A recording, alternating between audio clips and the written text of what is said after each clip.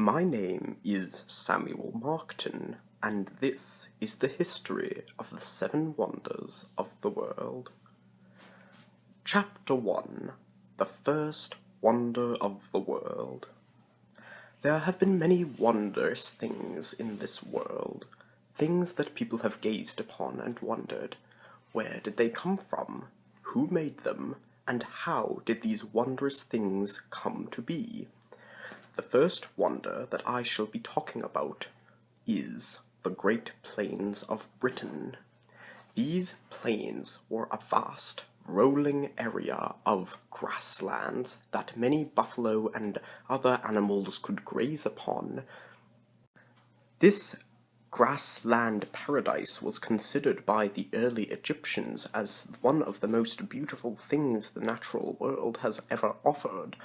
They were lush, beautiful, and very paradise-like. Most people who have visited the Great Plains of Britain have left as changed as they could possibly be. This is one of the wonders of the world because of the impact it had on the sociological environments of the time during the 1920s when Patrick MacDonald was the King of Great Britain. At this time, many people believed that this wonder could not be continued as the greatest wonder, but he kept it on, and everybody was very happy. Chapter 2. Hello, I am Gilbert Molpentine. The second wonder of the world is found in a very small town in Saskatchewan. This town has one of the most brilliant sights that can be seen. This wonder is the home of many crimes, Asians, and death. This is the tunnels of Moose Jaw. These tunnels were created by Al Capone and were used for smuggling. Many people say that this is a controversial wonder, but it has many important manufacturers, as these tunnels were used for supporting goods, weapons, and Asian smugglers. These tunnels can be very fun to go visit because you can take part in the smuggling. They will let you take large amounts of excitement. Chapter 3. The third wonder of the world is actually the first of all the wonders to be found in the southern hemisphere.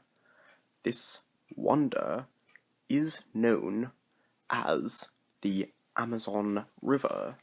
This river is long and one of the most famous rivers known to man. In fact, this river is so well known and loved that one man by the name of Tyler Johnson in fact named his website after it, and that website is known as Amazon.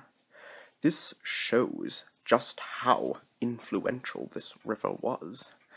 Now, at the time when this river, the Amazon, was named the third wonder of the world, the Rivers Recognition Society did not agree that this river should be named. They, in fact, wanted the Nile River to be the wonder of the world, but there were many votes cast, and the common people all agreed that because of the healing properties of the water in the Amazon River and the great type of community that it bred, it must have been the third wonder. The votes were cast, and indeed, the Amazon River beat the Nile River by a total of 469 votes. This is how the Amazon came to be the third wonder of the world. The fourth wonder, and possibly the greatest and most phenomenon wonder of the world, is located in British Columbia, Canada. This is known as Osoyoos, or the only known desert in Canada. Many people say that the real desert in Canada is located in the Sandhills, which is southwest Saskatchewan. However, the Osoyoos is the only place where temperatures can get to as hot as 40 degrees Celsius, and this is where the only traces of ancient world wildebeests have been located. Osoyoos is the home of many plants and animals that could not live in a more dangerous climate. Ecologist and doctor scientist Leonard Cohen stated that Osoyoos is and will forever be a great and excellent vacation due to its superb conditions and low chance of hurricanes. Is also known for its brilliance in holiday times for many vacationers from Greater Europe and Eastern Canada. Chapter 5. The fifth wonder of the world is possibly one of the lesser-known wonders. However, this fact does not detract from its magnificence. This fifth wonder is the Scandinavian Heritage Park in Minot, North Dakota, United States of America. This park is the only 1/7 scale Scandinavian town museum in all of the earth. This park was made from real, authentic Norwegian balsa wood, and this fact makes it one of the most authentic parks ever. This park resembles an actual Scandinavian town where a tourist may walk around and look inside of the buildings that are designed in the old ways. This park was opened in 1961 and it drew many tourists to the city. Since then, this park has been known as one of the greatest of all the wonders of the world because of how unique yet magnificent it is. The sixth wonder of the world may not be the prettiest or the most marvelous wonder, but it does play a very important role in the discovering of the New World. London, England is where you will find the Buckingham Palace. None other than Her Majesty Queen Elizabeth resides there, as well as 15,000 peasants and butlers. Buckingham Palace has won over 3.4 thousand awards for Best Mantelpiece Monuments, as well as 2,300 awards for Best Designed Curtains. It also has won Times Magazine Library of the Year award 67 times. Many tourists and pioneers enjoy visiting London just to gaze upon the beauty of the palace. If you plan on visiting this monumental wonder, be sure to not go in the summer months of July and August, for these months can bring for crowded areas which spread many dangerous diseases. It is estimated that nearly 2.4 thousand people die each year from attracting leprosy from these crowded areas. Besides from the most dangerous causes of death, this beautiful wonder is a marvelous place to vacation to and go see. Buckingham Palace is one to be designed by none other than Sir William Travenson. The Buckingham Palace was also home to the ones who invented the tradition of the Christmas tree. These were Queen Elizabeth's great-grandparents by the name of King Edward and Queen Shannon. This is a marvelous wonder. Chapter 7.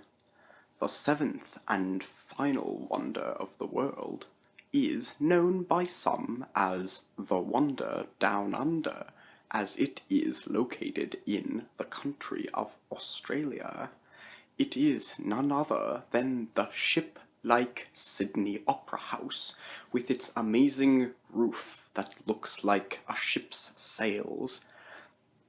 This Sydney Opera House is vast and very long, being extremely large in its diameter of 47.89231 feet. Inside, there are many seats which people can listen to the great opera singers sing their opera voices. The sound is deflected by the high wave frequency boards that are designed perfectly and do not at all lose any of the sound. This opera house has many tourists and therefore must have many bathrooms. There are over 29 bathrooms in this opera house and over 72 toilets and 57 urinals. Among this and other things, there are many wondrous aspects of the Sydney Opera House. Among these wondrous aspects is the way that the gravitational pull acts upon the roof, so that it will not collapse on its own weight. This ingenious structural design was done by none other than Clayton Jansen, and he was the first to ever introduce this new gravitational concept.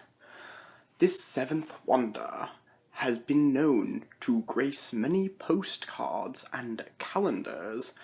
If you have not been to the Sydney Opera House, it is only one thing that you must add to your bucket list.